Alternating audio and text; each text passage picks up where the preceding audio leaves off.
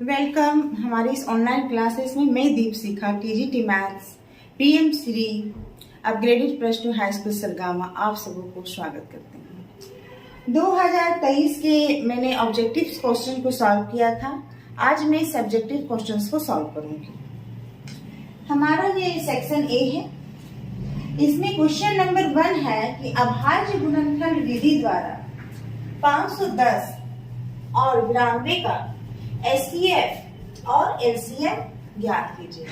तो अभाज्य गुणन विधि में हम क्या करते हैं, संख्याओं को अभाज्य संख्याओं से भाग लगाते हैं। देखिए किस तरह से सॉल्व होगा ये। क्वेश्चन नंबर 1, पहली संख्या है 510। इसे अभाज्य संख्याओं से भाग लगाएंगे तो पहली अभाज्य संख्या हो गई 2, 2, 5, 5। फिर ये किससे भाग जाएगा, फिर ये भाग जाएगा 3 से। दूसरी अभाज्य संख्या 8, 5। फिर ये 3 से भाग नहीं जाएगा, फिर अब ये भाग जाएगा 5 से। 1, 7। 17 अपने आप में अभाज्य संख्या है, इसे भाग नहीं लगाया जा सकता। अब दूसरी संख्या भी हम देख लें। दूसरी संख्या है 92। सबसे पहले अभाज्य संख्या 2 से ये भाग जाएगा 4, 6। फिर ये 2 से जाएगा 2, 3। 23 खुद एक अभाज्य संख्या है, इसे कोई दूसरी संख्या विभाजित नहीं कर सकती है।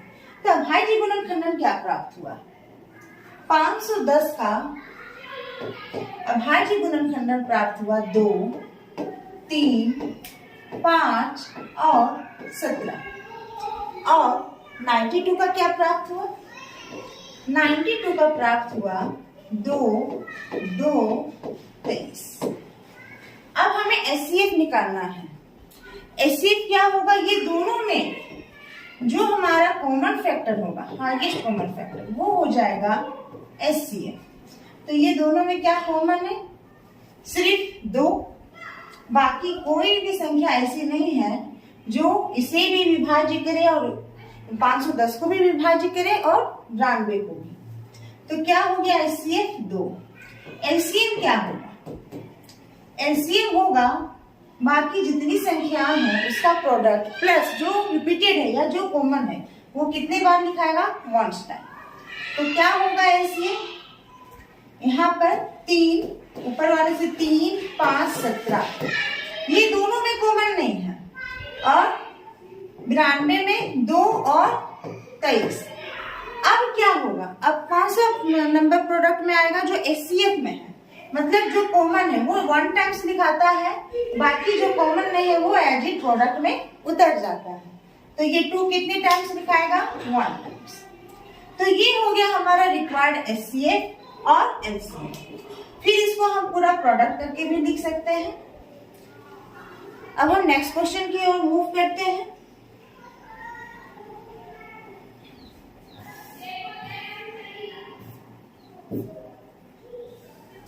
नेक्स्ट क्वेश्चन है क्वेश्चन नंबर 2।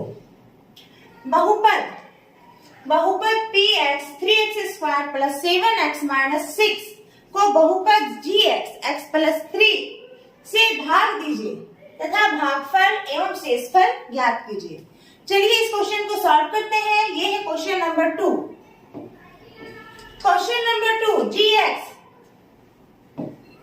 x प्लस 3 ये किसे भाग देगा, px को। px क्या है, 3x² प्लस 7x माइनस 6। कैसे भाग लगाएंगे, सबसे पहले हम ये देखेंगे, ये जो हमारा पहला टर्म है और इसका पहला टर्म, ऐसा किससे गुना करें कि हमारा ये पहला टर्म और इसके पहले टर्म के बराबर आ जाए। तो यहाँ पर मेरा फर्स्ट टर्म है x और यहाँ है 3x²।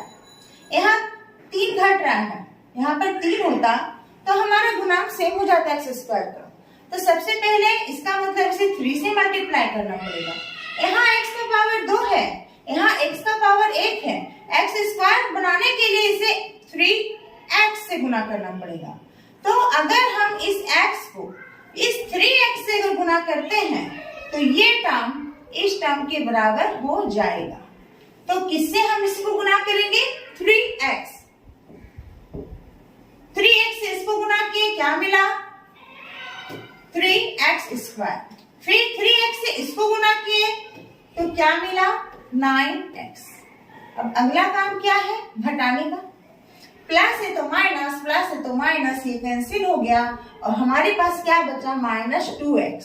फिर अगला टर्म उतर जाएगा -6।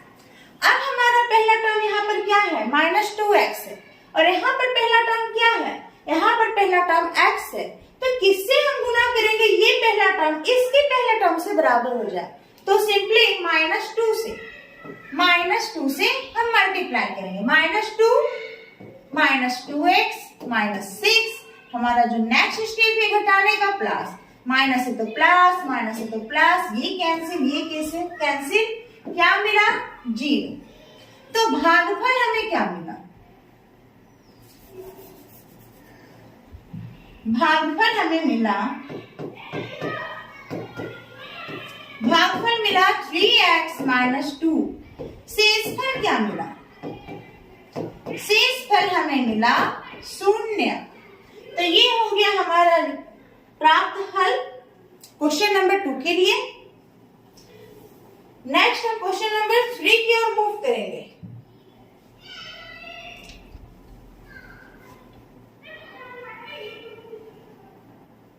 क्वेश्चन नंबर 3, ABC एक समद्विबाहु त्रिभुज है।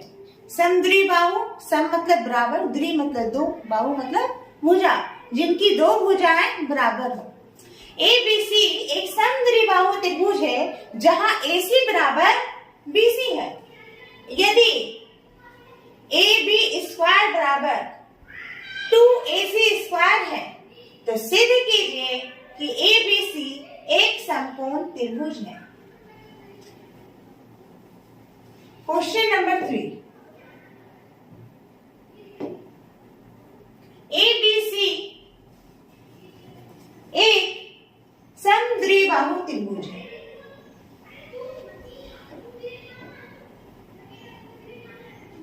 ABC जहां पर AC बराबर BC है तो यहां पर हमें यहाँ A लेना पड़ेगा।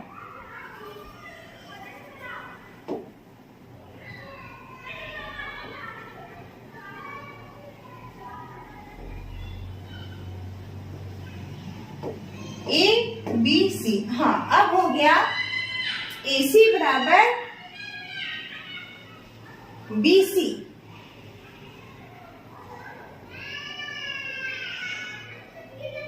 AC बराबर BC।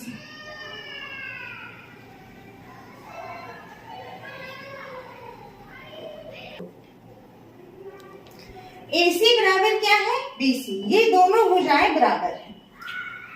और उसके बाद ये भी दिया हुआ है कि AB स्क्वायर बराबर 2AC स्क्वायर। चलिए यहीं से शुरू करते हैं। AB स्क्वायर बराबर 2AC स्क्वायर मतलब AC square plus AC square. एक तो AC ठीक है और दूसरी जगह AC की जगह क्या लिख सकते हैं हम लोग? BC। क्यों? क्योंकि AC बराबर BC क्या है? गिवन है। गिवन है कि AC बराबर BC है। पाइथागोरस थ्योरम से अगर कोई एक भुजा का वर्ग अन्य दोनों भुजाओं के वर्ग का योग होता है तो वो कैसा त्रिभुज होता है? वो त्रिभुज समकोण त्रिभुज होता है।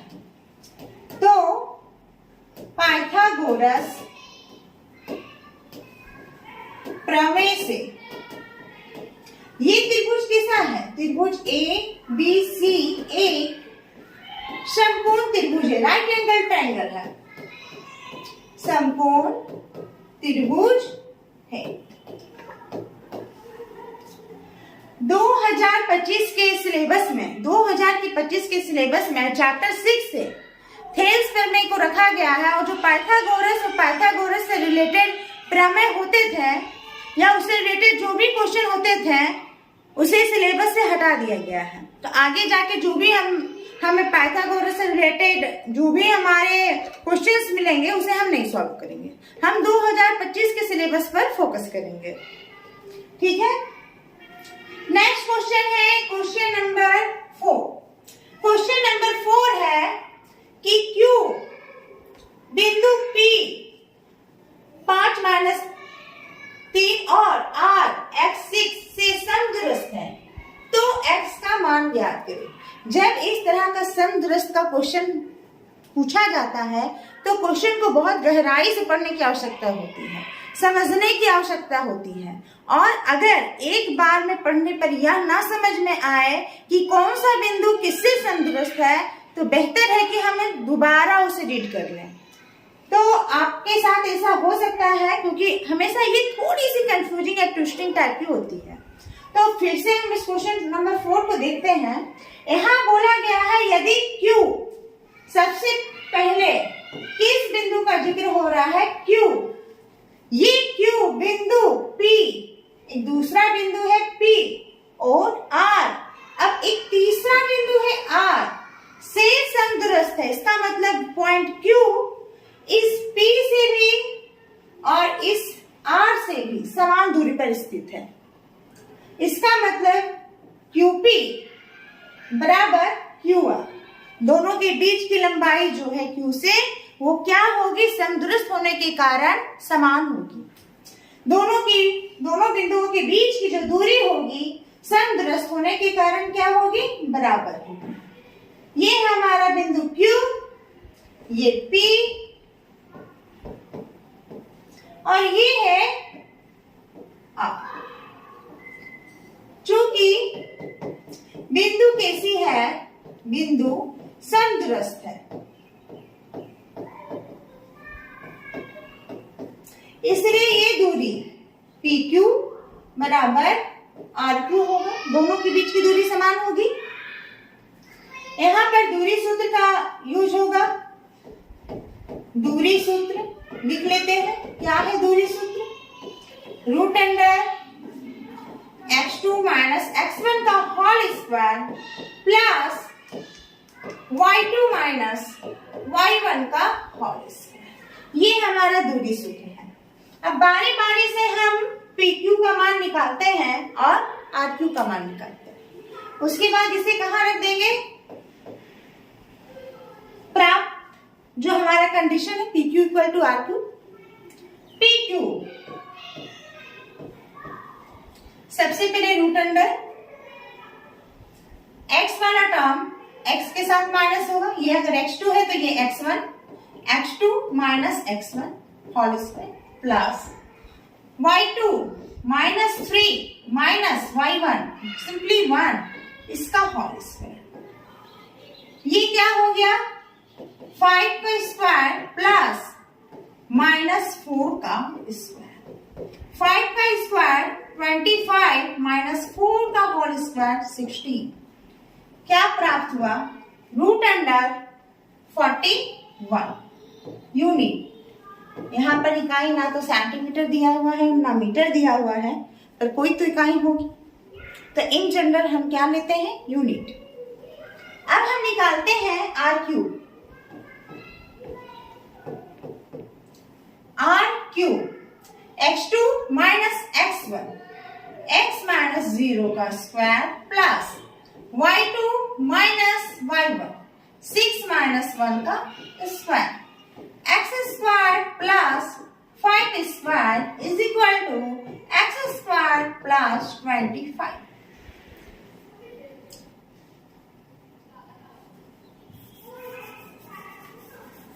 हमारे पास कौन सा कंडीशन गिवन है, हमारे पास गिवन है PQ बराबर R, तो ये दोनों का वैल्यू बराबर होगा, इसलिए √41 = x² प्लस 25, दोनों तरफ स्क्वायर रूट है। आगे कैसे सॉल्व होगा, जब स्क्वायर रूट है तो स्क्वायर रूट को तो हटाना पड़ेगा, तो क्या करेंगे, दोनों तरफ वर्ग करेंगे। जब हम दोनों तरफ बराबर के दोनों तरफ वर्क करते हैं तो हमारा मान क्या होता है, समान रहता है, पर रूप बदल जाता है। जिससे आगे हम इसको सिंप्लीफाई कर पाते हैं। दोनों तरफ वर्ग करने पर क्या कर रहे हैं, हम दोनों तरफ वर्ग कर रहे हैं।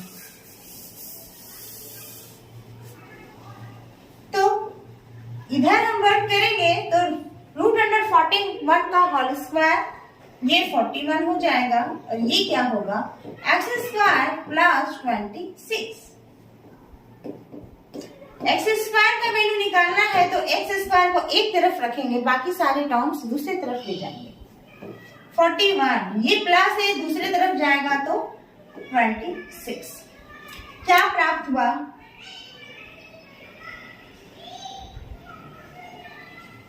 5, ये तो 25 है, 25, 6, 1। क्या प्राप्त हुआ, x² = 16। दैट मीन्स इसका स्क्वायर इस और लगेगा तो क्या हो जाएगा, यहाँ स्क्वायर रूट।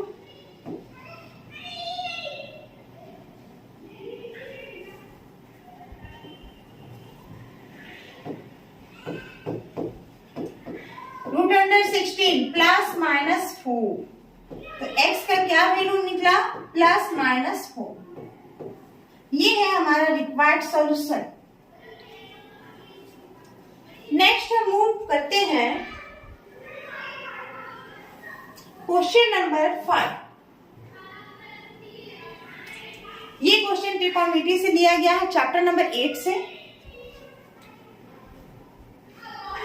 चैप्टर नंबर 8 से लिया गया है question number 5। Evaluate the value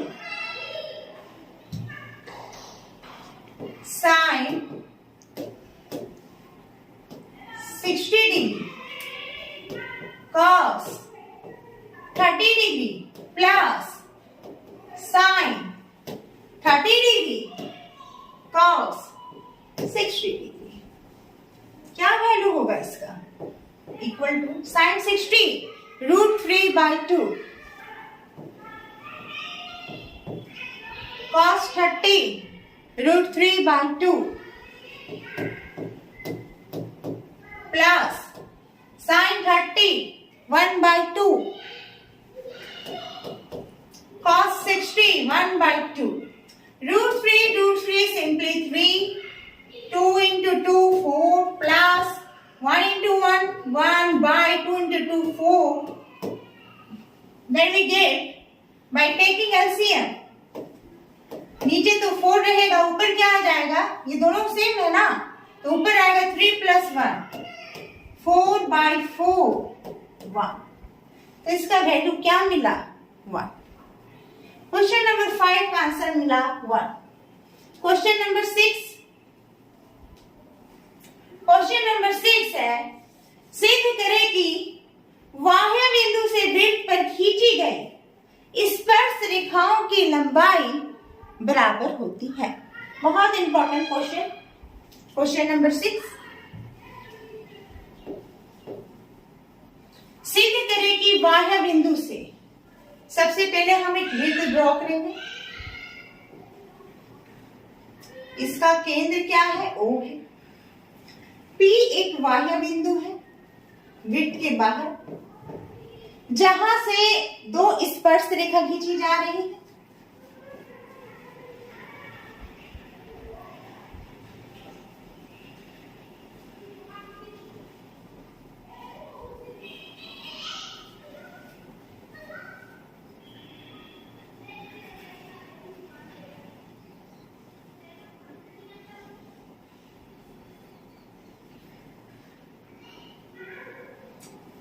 P बिंदु से क्रमशः दो स्पर्श रेखा खींची गई है, एक PA और दूसरा PB। अब हमें ये सिद्ध करना है कि इन स्पर्श रेखाओं की लंबाई क्या है, बराबर। यहाँ पर सबसे पहले हम परिचय देंगे कि हमने वृत्त खींचा है, फिर एक बाह्य बिंदु है, O क्या है, वृत्त का केंद्र। P क्या है? बाह्य बिंदु। A और B क्या है? स्पर्श बिंदु, जहां पर यह स्पर्श रेखा वृत्त को स्पर्श करती है। और PA और PB क्या है? PA और PB ये है स्पर्श रेखाएं। ये क्या है? स्पर्श रेखा। PA और PB क्या है? स्पर्श रेखाएं। अगर एक रचना अगर हम करते हैं, क्या रचना करेंगे? O को A से और O को B से मिलाया। O को हम A से ही मिला देंगे और O को क्या मिला देंगे? B से। ये हम एक रचना करते हैं। तो O से जब हम A को मिला रहे हैं तो OA क्या है? त्रिज्या। OB क्या है? त्रिज्या। OA बराबर OB और ये क्या है? त्रिज्या। O को A से मिलाया, O को B से मिलाया, OA भी त्रिज्या है और OB भी त्रिज्या। तो ये दोनों का मान बराबर हुआ। अब नेक्स्ट हम जाएंगे, इसको अवच्छेदी करेंगे।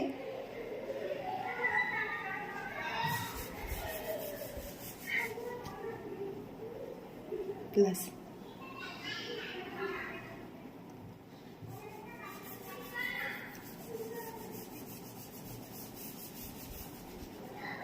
चलिए, अब हमें इसे हम लोग प्रूफ करने की ओर जा रहे हैं। अब यहां अगर O को P से भी मिलाते हैं, किसको? O को P से मिलाया।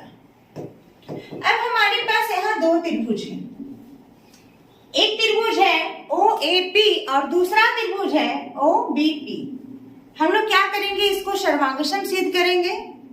फिर CP CT से क्या होगा? संगत भुजाएं बराबर, जिससे हमारा ये जो भुजा है AP और BP ये क्या हो जाएगा? बराबर हो जाएगा। चलिए देखते हैं। त्रिभुज OAP और त्रिभुज OBP से, ये दोनों त्रिभुज में देखिए कि OA बराबर OB, ये क्या है? त्रिभुज की त्रिज्या, इसलिए ये दोनों क्या होगा? बराबर होगा। हम लोग पहले भी पढ़ चुके हैं कि स्पर्श बिंदु पर त्रिज्या स्पर्श रेखा के साथ कितने डिग्री का एंगल बनाती है?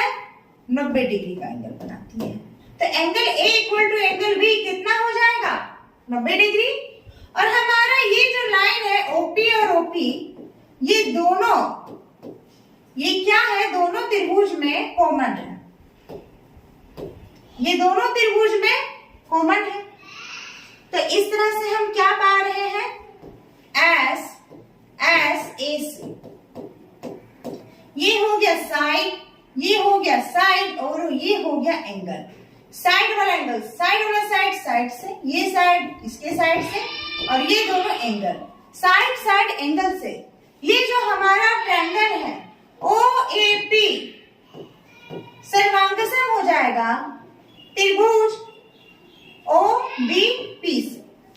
उसके बाद CP CT से संगत भुजाएं बराबर हो जाएंगी। तो कौन सी संगत भुजाएं बराबर होगी? जिससे हमें फायदा होगा अगर AP बराबर BP हो जाएगा। और ये क्या है? स्पर्श रेखाएं, इसलिए स्पर्श रेखाएं बराबर है। तो स्पर्श रेखाएं क्या सिद्ध हो गई? बराबर। नेक्स्ट क्वेश्चन की और हम मूव करते हैं।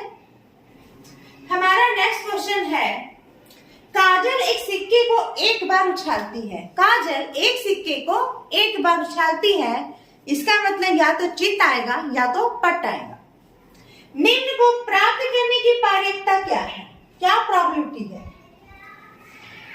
क्वेश्चन नंबर 7 का एक चित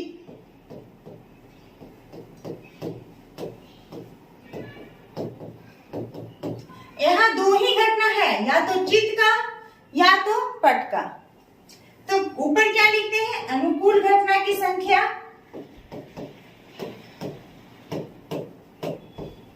है ना, और नीचे क्या लिखते हैं? टोटल इवेंट, टोटल घटना की संख्या। मतलब NE अनुकूल घटना की संख्या बटे NS कुल घटनाओं की संख्या, total number of event by number of sample space. NE हमें क्या चाहिए? चित्त चाहिए, तो अनुकूल घटना की संख्या 1 हुई। कुल घटना क्या हो सकती है? या तो चित्त भी हो सकता है या तो पट भी, तो कुल घटना क्या हो गया? 2। तो यहाँ पर एक चित्त आएगा, उसका प्रोबेबिलिटी क्या है? हाफ, 50-50। दूसरा एक पट, चलिए PE बराबर NE बाय NS अनुकूल घटना की संख्या बटे कुल घटना की संख्या। एक पट, एक सिक्का में तो एक ही पट आएगा, तो अनुकूल संख्या 1 हो गया, घटना की संख्या, कुल संख्या 2 हो गया। मतलब ये हाफ चांसेस है कि चित्त आएगा या पट आएगा। नेक्स्ट क्वेश्चन है क्वेश्चन नंबर, चलिए अब हम सेक्शन बी की ओर पहुंच गए हैं। सेक्शन बी क्वेश्चन नंबर 8, 124 और 148 का SCF यूक्लिडियन विभाजन एल्गोरिथम प्रयोग करके ज्ञात करें। यूक्लिडियन विभाजन एल्गोरिथम, चलिए इसको हम लोग सॉल्व करते हैं। क्वेश्चन नंबर 8, 124 है और 148 है, तो हम 148 को 124 से क्या करेंगे? भाग लगाएंगे। कितने बार में जाएगा? एक बार में जाएगा। 124, दिस इज 4, 2, क्या मिला? 24। अब इसका आगे का क्या है? ये 24 इसको डिवाइड करेगा, किसको? 124 को। 124 कितनी टाइम्स में जाएगा? डेफिनेटली ये 5 टाइम्स में जाना चाहिए।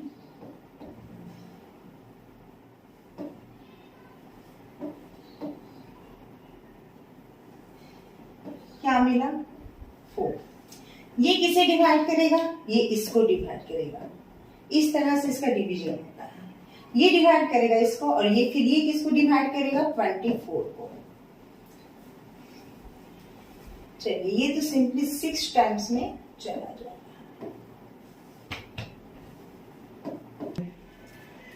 तो ये तो जब लास्ट में क्या हो गया? ये फुल्ली डिवाइड हो गया, तो ये लास्ट जो नंबर है जो प्राप्त हुआ, यही क्या होगा? SCF होगा। तो SCF हमारा क्या हो गया? 4।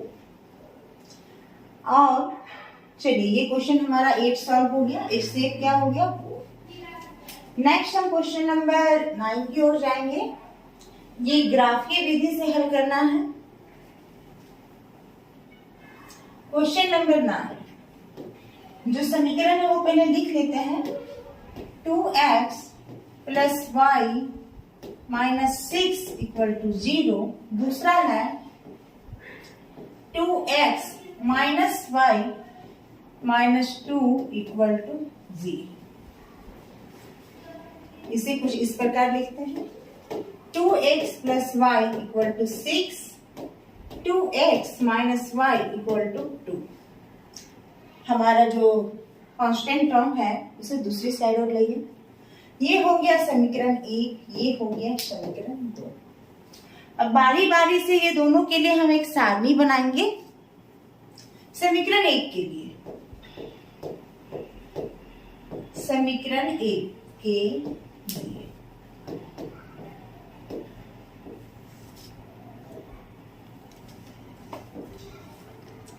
एक्स वाई, अगर समीकरण 1 में x इक्वल टू 0 लें तो क्या होगा? x इक्वल टू 0 लेंगे तो जहां x है वहां 0 हो जाएगा, मतलब 2 गुना 0 प्लस y इक्वल टू 6, तो क्या मिलेगा? y बराबर 6।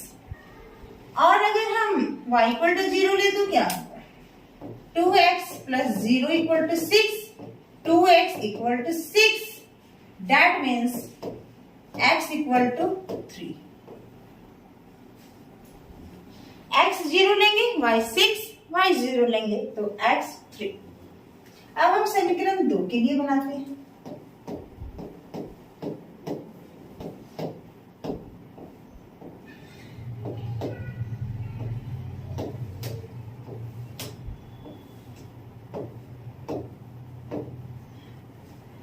x 0 लेंगे तो क्या होगा? x 0 लिए 2 into 0 minus y equal to 2, इसका मतलब y का मान होगा -2। ये y का मान है सपोज डायरेक्शन में चला जाएगा। अगर हम y इक्वल टू 0 ले तब क्या होगा? 2x minus 0 equal to 2, 2x equal to 2, 2 cut गया, मतलब x इक्वल टू 1। अगर x का वैल्यू 0 नहीं है तो y का वैल्यू -2, और अगर y का वैल्यू 0 नहीं है तो x का वैल्यू सिंपली 1। अब हम ग्राफ ड्रॉ करेंगे। यहाँ हाईएस्ट मेरा नंबर गया है 6। ग्राफ पेपर ऑलरेडी गिवन होता है, हम लोग को मिलता है आंसर शीट के साथ, पर यहाँ तो हम रफली इसको शो कर रहे हैं। y इक्वल टू माइनस में भी गया है,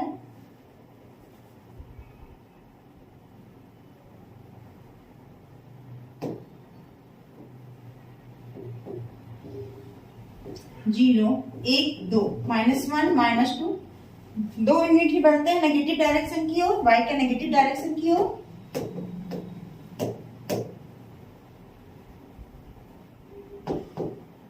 एक, 2, 3, 4, टेकिंग इक्वल स्ट्रीक, 5, 6, 7, 8, 1, 2, 3, 4, 5, 6, 7, 8, 1, 2, 3, 4, 5, 6, 7, 8, 1, 2, 3, 4, 5, 6, 7, 8, 9। समीकरण 1 का पहले हम लाइन ड्रॉ कर लेते हैं। समीकरण 1 में x इक्वल टू 0 तो y इक्वल टू 6, ये पॉइंट आ रहा है, घेरा लगा लिया। और अगर y इक्वल टू 0 है तो दैट मींस x एक्सिस पर जाएंगे तो x equal to 3, x equal to 3, y equal to 0 यहाँ आ रहा है। ये दोनों को मिला के एक लाइन ड्रॉ करनी है। ये किसके लिए हम ड्रॉ किए हैं? समीकरण 1 के लिए ड्रॉ किए हैं। तो यहाँ समीकरण 1 लिख दिए, किनारे किसी छोर जहां खाली जगह है। समीकरण 2 पे जाएंगे, y इक्वल टू -2, ये वाला पॉइंट आया। फिर x equal to 1, then y equal to 0, तो ये वाला पॉइंट आया।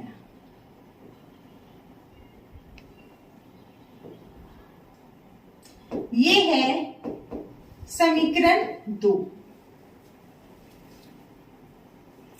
क्या मिला हमें? हमें मिल रहा है यहाँ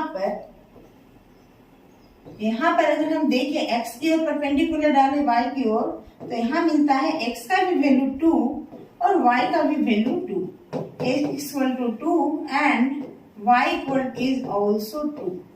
चलिए थोड़ा सा इक्वेशन में पुट करके देख लेते हैं।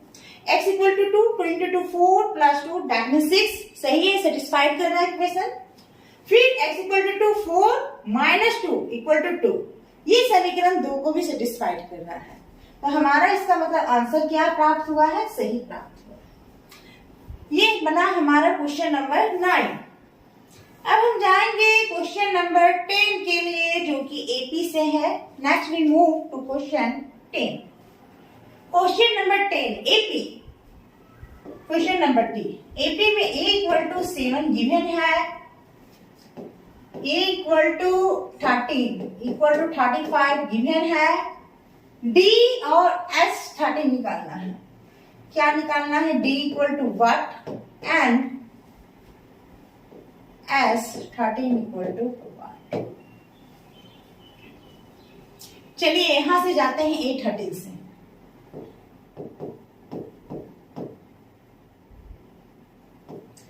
ए एन क्या होता है?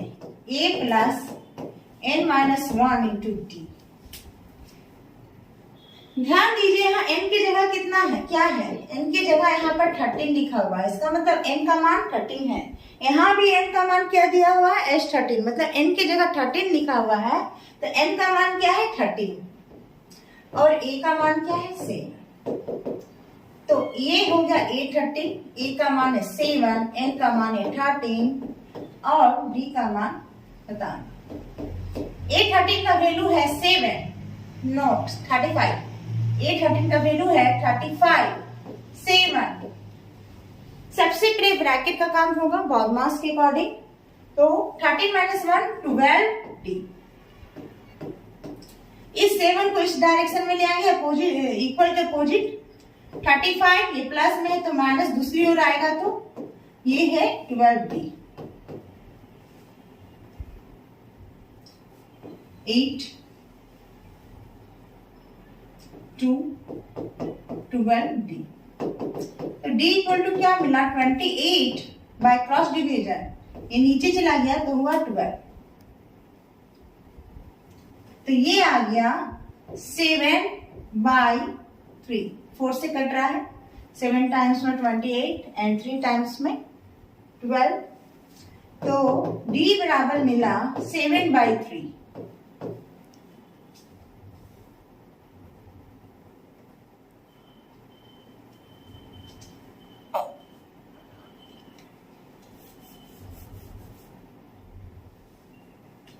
चलिए नेक्स्ट हम जाते हैं, निकालते हैं S13।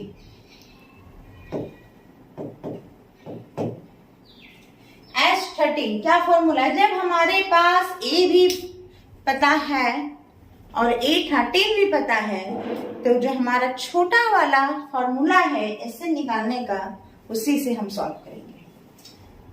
तो SN निकालने का छोटा वाला फॉर्मूला क्या है? SN बराबर तब होगा n/2 a प्लस en। ये फॉर्मूला तब हम अप्लाई करते हैं जब प्रथम पद और जितने पदों का योग निकालना है उसका अंतिम पद ज्ञात हो। हमें निकालना है S13, तो n का वैल्यू है 13, a प्लस a13। 13/2, a का वैल्यू कितना दिया हुआ? 7 और a13 का 35। 13/2 42 कट गया 21। 13 इंटू 21, 13 इंटू 21 मल्टीप्लाई करेंगे, क्या आंसर आया? 273। हमारा S13 का वैल्यू मिला 273। ये हो गया हमारा रिक्वायर्ड सॉल्यूशन। अब हम नेक्स्ट क्वेश्चन की ओर मूव करेंगे। क्वेश्चन नंबर 11, ABC का क्षेत्रफल निकालिए जिनके शीर्षों का निर्देशांक दिया हुआ है। ये जो हमारा त्रिभुज का क्षेत्रफल निकालना है, ये हमारा चैप्टर निर्देशांक ज्यामिति से दिया हुआ है और इसमें त्रिभुज निकालने वाला जो पोर्शन है उसे सिलेबस से डिलीट कर दिया गया है 2025 में। तो इसको छोड़ के हम अगले क्वेश्चन की ओर मूव करेंगे, जो कि है हमारा question number 12। Next we move to question number 12।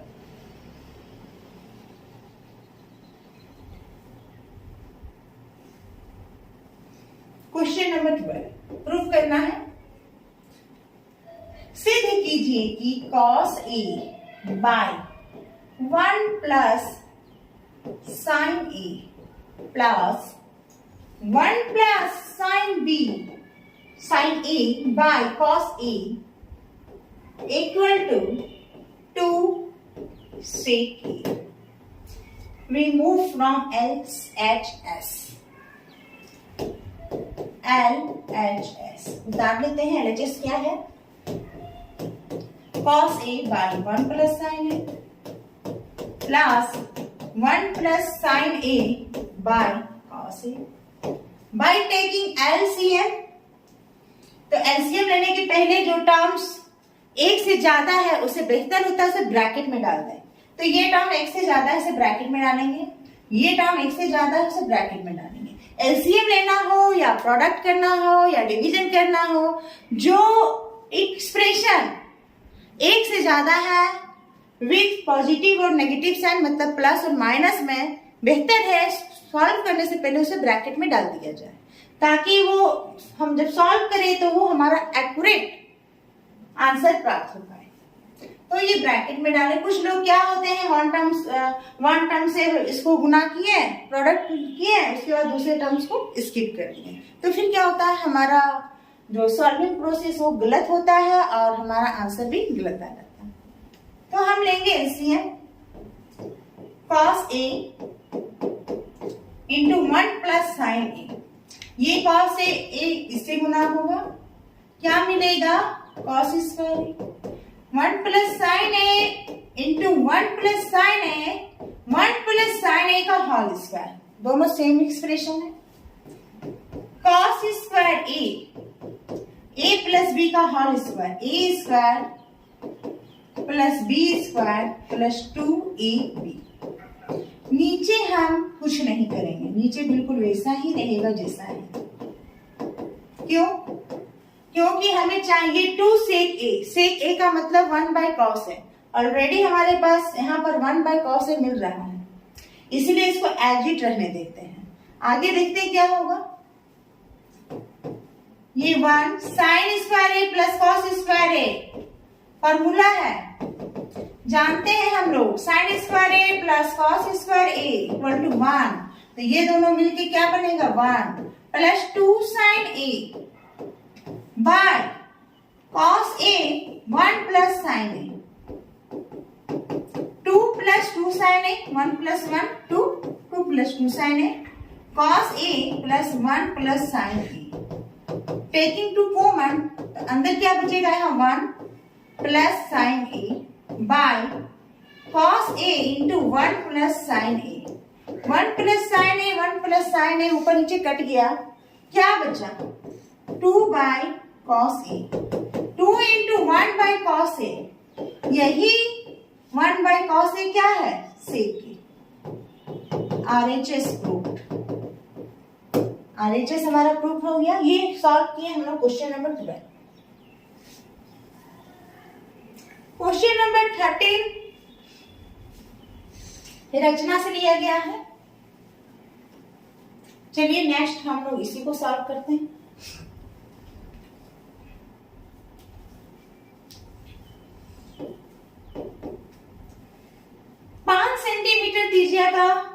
त्रिज्या के एक वृत्त पर ऐसी 2 स्पर्श रेखाएं खींचिए जो परस्पर 60 डिग्री का कोण बनाता है।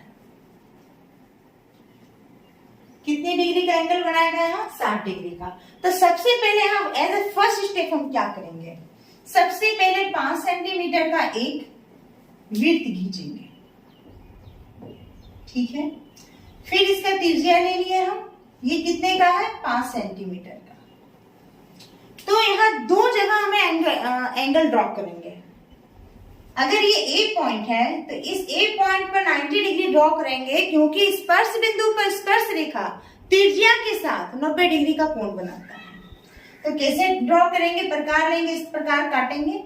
किसी एंगल से यहाँ ये 30, फिर यहाँ पर इस नीब लेकर यहाँ पर 120, फिर एक बार नीब इधर लेंगे, फिर एक बार इधर नीब लेके फिर दूसरी डायरेक्शन से इसे काटेंगे और उसके बाद इस कटिंग पॉइंट पर इस पॉइंट से इस कटिंग पॉइंट को ड्रॉ करेंगे।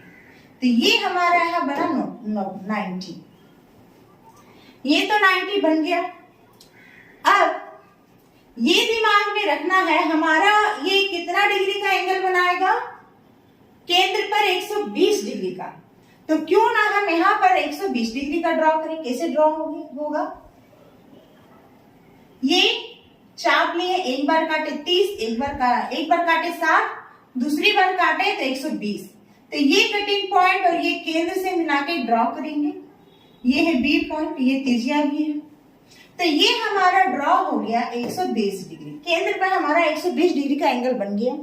अब ये जो नेक्स्ट पॉइंट है, यहाँ स्पर्श बिंदु है, यहाँ पर कितना डिग्री का कोण बनाएंगे? 90 का। एक बार चाप काटेंगे 60, दूसरी बार 60, फिर अब की बार 60 डिग्री जहां बना है वहां पर पॉइंट रखकर एक बार आगे की ओर से, एक बार 20 डिग्री वाले के पॉइंट रखकर एक बार पीछे की ओर से। तो ये 60 और 120 का मध्य बिंदु हमारा हो गया 90। ठीक है, तो ये कटिंग पॉइंट को ज्वाइन किए तो ये तो 90 हो गया, ये 120 हो गया। अब देखिए ये 90 90 180, टोटल 360 होना चाहिए। 120 तो यहाँ अपोजिट में कितना है? ये डेफिनेटली ये 60 डिग्री है। तो इस प्रकार से हम एक बाह्य बिंदु B से एक ऐसा स्पर्श रेखा हम लोग खींचे जो केंद्र पर 120 डिग्री का एंगल बना रहा है और बाह्य बिंदु पर ये दोनों स्पर्श रेखाएं मिलकर 60 डिग्री का कोण बना रही है। तो ये हमारे स्टेप्स हुआ ड्रॉ करने का। फिर से रिपीट करते हैं। First of all we take a radius और ए को क्या मानेंगे हम लोग? स्पर्श बिंदु। यहाँ पर 90 डिग्री का कोण बनाएंगे। चाप लेंगे, एक बार में 60, दूसरी बार में 120, फिर उसका नीब लेंगे 120 पर, आगे से कट करेंगे, फिर लेंगे 60 पर, आगे से कट करेंगे तो 60 और 120 के बीच में कौन सा एंगल आएगा? बीचों बीच 90। तो ये कटिंग पॉइंट को ए से ज्वाइन करते हुए आगे बढ़ाएंगे। फिर केंद्र पर 120 का कोण बनाएंगे। एक चाप में 60, दूसरे चाप में 120 के कटिंग पॉइंट को फिर हम ज्वाइन करते हुए ओ से ड्रॉ करेंगे रेडियस, त्रिज्या। फिर बी जहां स्पर्श करती है वहां फिर 90 डिग्री का कोण बनाएंगे और फिर इस तरह से मिलाते हुए ड्रॉ करेंगे। ये दोनों कट कर जाएगा पॉइंट बी पर, जो वो हवाई बिंदु है जहां से दो स्पर्श रेखा बीपी और एपी ड्रॉ किया गया है, जो केंद्र पर 120 डिग्री का कोण बना रही है। नेक्स्ट क्वेश्चन की ओर मूव करते हैं। क्वेश्चन नंबर 14, छायांकित क्वेश्चन नंबर 14, छायांकित भाग का क्षेत्रफल ज्ञात कीजिए। यहाँ पर पिक्चर गिवन है। क्वेश्चन नंबर 14, छायांकित भाग का क्षेत्रफल निकालें। जो भुजा क्या है? यहाँ पर भुजा है प्रत्येक, ये वर्ग का प्रत्येक भुजा है 14 सेंटीमीटर। ठीक है, चलिए 14 सेंटीमीटर भुजा है। यहाँ पर दो वृत्त है, दो वृत्त है। तो दोनों वृत्त का जब दो व्यास को मिला रहे हैं तब क्या मिल रहा है? ये इस तरह है। मान लीजिए ये दो वृत्त का दोनों भुजा को मिला रहे हैं, दोनों मतलब दोनों व्यास को मिला रहे हैं, दो बार व्यास को मिला रहे हैं, तो इसकी भुजा के बराबर हो रहा है। तो मानते हैं, माना कि वृत्त की त्रिज्या बराबर आर। तो कितना बार आर लेंगे कि इसके भुजा के बराबर हो जाएगा? देखिए ये केंद्र है, एक बार आर लिए, फिर एक बार, फिर एक बार, फिर एक बार, मतलब 4 बार आर को मापेंगे तब जाके उसका माप उस वर्ग की भुजा के बराबर होगा। इसका मतलब 4r बराबर वर्ग की भुजा। इसका मतलब 4r बराबर 14। इसका मतलब r बराबर 14 बराबर 4, दैट मीन्स 7/2। r बराबर मिला 7/2। अब छायांकित भाग का क्षेत्रफल ऐसा करते हैं, पहले वर्ग का क्षेत्रफल निकाल लेते हैं। छायांकित भाग का क्षेत्रफल ये है वर्ग का क्षेत्रफल माइनस 4 गुना वृत्त का क्षेत्रफल। कितने वृत्त है? 4 वृत्त है, तो 4 गुना वृत्त का क्षेत्रफल कितने वर्ग है? 1 वर्ग है। तो वर्ग का क्षेत्रफल हो गया भुजा square minus 4 pi R square. भुजा स्क्वायर, भुजा है 14 minus 4 pi 22/7, R square 7/2 into 7/2 1 7 1 7 cut गया, दोनों 2 2 से 4 कट गया। 14 का whole square 196 minus 22 into 7 that is 154। 42 सब सेंटीमीटर में है, यस सब सेंटीमीटर में है, तो सांख्यिक भाग का क्षेत्रफल हो गया 42 सेंटीमीटर स्क्वायर। बहुत आसान क्वेश्चन था ये। Next we move question number 14, द्विघात समीकरण। द्विघात समीकरण 3x square minus 5x plus 2 equal to 0। तो विविधता निकाले, मूलों की प्राकृति और द्विघात सूत्र का प्रयोग कर मूल निकाले। चलिए question number 15, 3x square minus 5x plus 2 equal to 0। इसे किससे कंपेयर करेंगे हम? ax square plus bx plus c equal to 0 से। a equal to 3, b equal to minus 5 and c equal to 2। Formula क्या है विविधता का? d b square minus 4ac b minus 5 का whole square minus 4a 3c 2 25 minus 24 equal to 1 d is equal to 1। ये हो गया हमारा विविधता डिस्क्रिमिनेंट। अब देखिए d क्या है? प्राकृति। ये तो हमारा हो गया विविधता, लिख देते हैं विविधता। इसका मान क्या मिला? 1। चूंकि d इज ग्रेटर देन 0, इसका मान 0 से ज्यादा है, तो मूल की प्राकृति क्या होगी? तो मूल की प्राकृति, चलिए मूलों की प्राकृति कैसे होगी? वास्तविक और असमान। मूलों की प्राकृति हो जाएगी वास्तविक, रियल। d अगर 0 से बड़ा है तो वास्तविक और असमान, दोनों का वैल्यू डिफरेंट निकलेगा x का। अब हम निकालेंगे द्विघात सूत्र का प्रयोग करके इसका वैल्यू। द्विघात सूत्र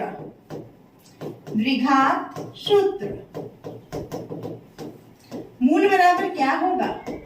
minus b plus minus root under d by 2a।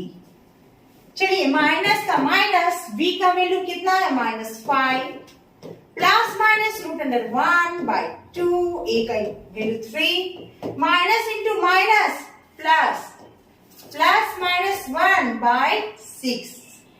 चलिए एक बार प्लस साइन लेना है, एक बार माइनस। मूल क्या है? x। 5 प्लस साइन लिए तो by 6 that means 6 by 6 that means 1। x का वैल्यू मिला यहाँ 1। दूसरा मूल 1 है, यहाँ माइनस लेंगे। 5 minus 1 by 6, 4 by 6 that means 2 by 3।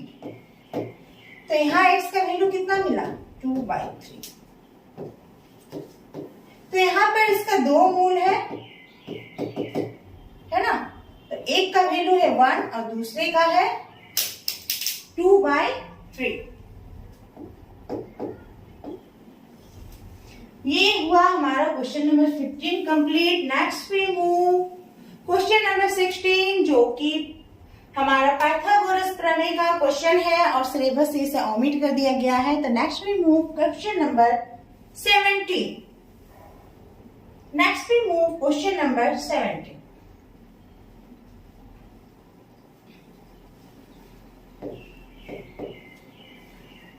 सबसे पहले ये देख रहे हैं हाइट एंड डिस्टेंस का क्वेश्चन है। तो first of all we draw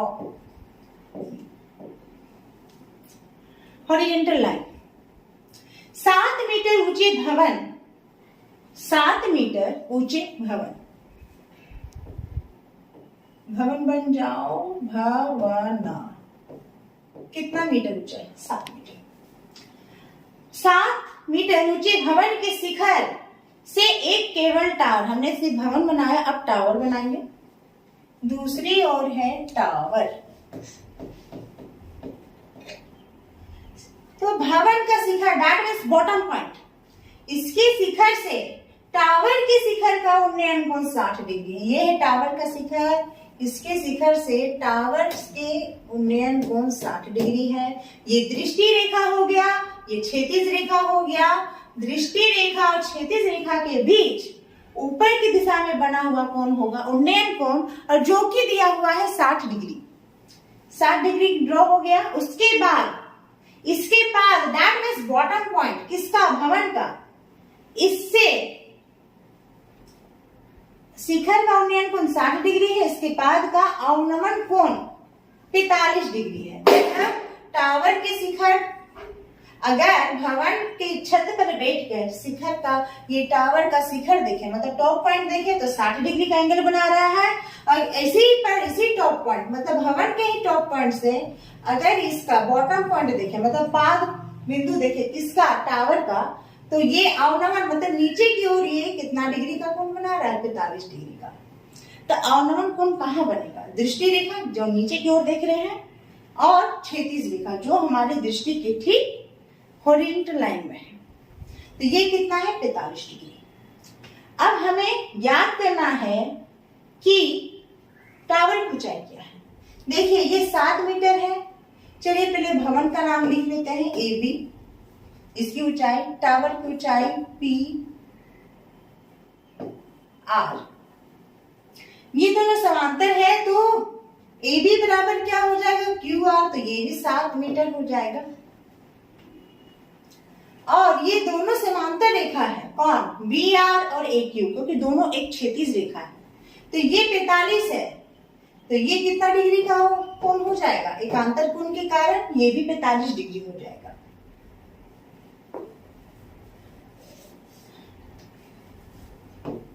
माना कि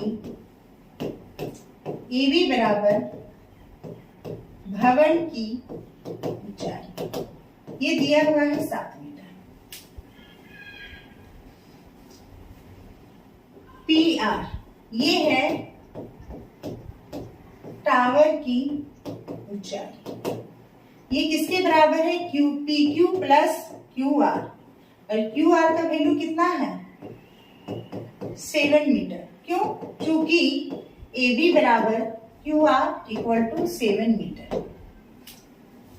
तो टावर की ऊंचाई हो गई PQ प्लस 7 मीटर, और एंगल QAR बराबर एंगल ARB बराबर 45 डिग्री। क्यों, एकांतर कोण है, ये कैसा कोण है, एकांतर।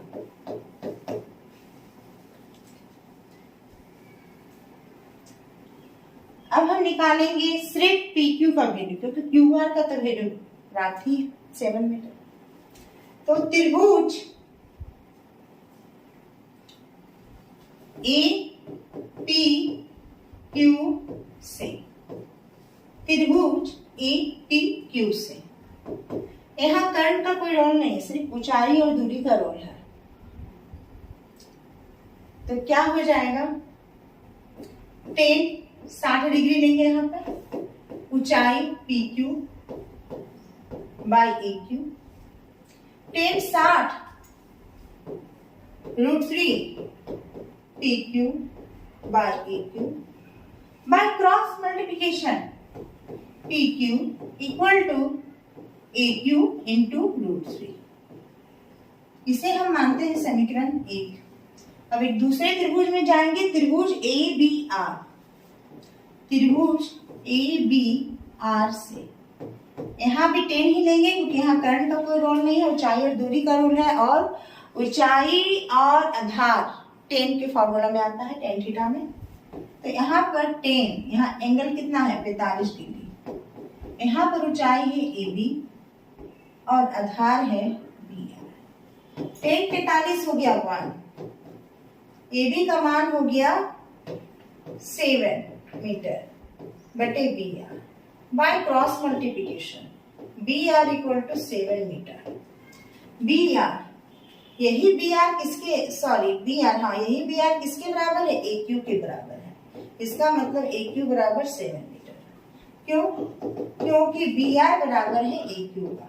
अब इस AQ का वैल्यू कहाँ रखेंगे, समीकरण 1 में,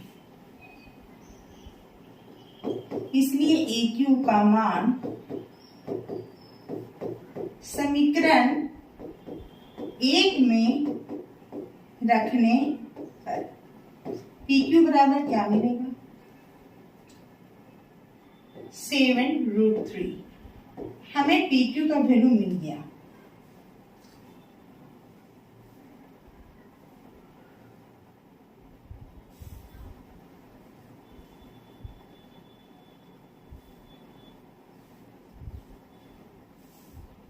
चलिए अब निकालते हैं हम टावर की ऊंचाई। टावर की ऊंचाई, टावर की ऊंचाई है हमारा PQ प्लस QR। PQ का वैल्यू है 7√3 के और QR का 7 कॉमन √3 प्लस 1। इसका यूनिट मीटर है तो लास्ट में क्या लगेगा? मीटर। तो टावर की ऊंचाई हो गई 7 × √3 plus 1। Next we move question number 18 जो कि छिन्नक से दिया हुआ है।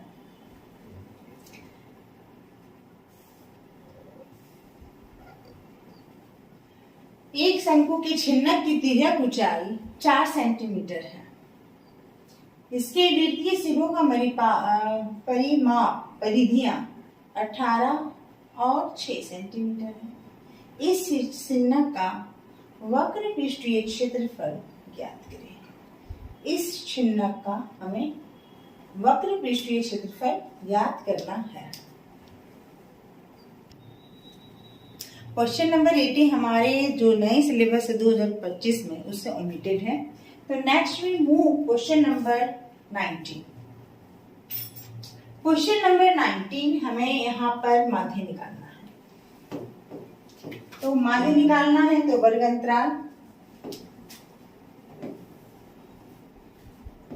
ये हो गया हमारा वर्ग अंतराल। फिर बारंबारता,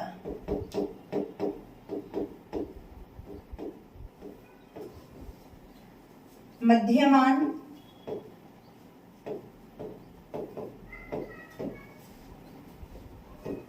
FI/XI। बारंबारता FI से इंडिकेट किया जाता है, मध्यमान को XI से भी इंडिकेट किया जाता है। वर्ग अंतराल है 45, 55। इसकी बारंबारता है 3। तो मध्यमान इसका क्या होगा? वर्ग अंतराल को जोड़ के उसे हाफ से डिवाइड किया जाता है। 45 + 55 100, 100 का आधा 50। FI × XI 150, 3 × 50 150। फिर दूसरा वर्ग अंतराल है 55 से 65। 55 और 65 दोनों का जोड़ हो गया 120। तो इसका हाफ क्या हो गया? 60। अब FI × XI दोनों को गुना किए। फिर तीसरा वर्ग अंतराल है 65, 75 और इसकी बारंबारता है 11। ये दोनों को जोड़ेंगे 140, 140 को हाफ करेंगे तो 70, गुना करेंगे तो FI/XI 770। फिर अगली वर्ग अंतराल है 75, 85। इसकी बारंबारता है 8। ये दोनों को जोड़कर भागा लगाएंगे तो मिलेगा 160/2 मतलब 80। FI × XI 640। लास्ट है 85 से 95। इसकी बारंबारता है 3। 85, 95 को जोड़ेंगे तो हो जाएगा 180। इसको 2 से भाग देंगे तो क्या मिलेगा? 90। FI × XI 270। तो किनको जोड़ना है? Summation of FI, sigma FI, ये सब को जोड़ेंगे। क्या मिलेगा? 13, 11 + 8 + 3 35। सिग्मा FI × XI 0 0 0 0 12 4 16 16 और 7 23 2 8 2 10 10 17 17 और 7 17 और 7 24। माध्य निकालना है हमें x बार। इसका फॉर्मूला है sigma fi into xi by sigma fi। 24 30 35। 5 से जाएगा 7 4 8 6। फिर अब ये कटेगा 6 से 42 9.43। तो हमारा माध्य का वैल्यू क्या निकला यहाँ पर? माध्य का वैल्यू निकला 69.43। इसी के साथ 2023 के सारे प्रश्नों का हल हमने किया। उम्मीद है कि आप लोग के लिए ये बहुत फायदेमंद होगा। धन्यवाद।